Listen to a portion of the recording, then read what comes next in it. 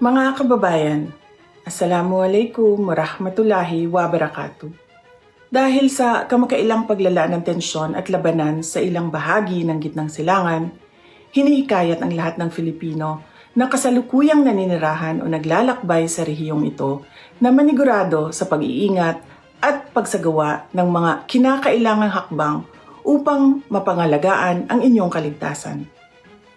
Iwasan ang mga lugar na may nagaganap na operasyong militar o malaking pagtitipon ng publiko. Mahigpit na subaybayan ang mga opisyal na abiso at paalala mula sa mga lokal na otoridad ng bansang inyong kinaroroonan at ng kanilang Ministry of Foreign Affairs.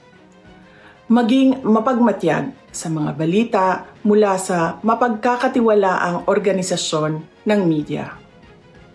Panatilihin ang regular na komunikasyon sa inyong pamilya, mga mahal sa buhay, at mga pinagkakatiwalaang kaibigan tungkol sa inyong kinaroroonan at kalagayan.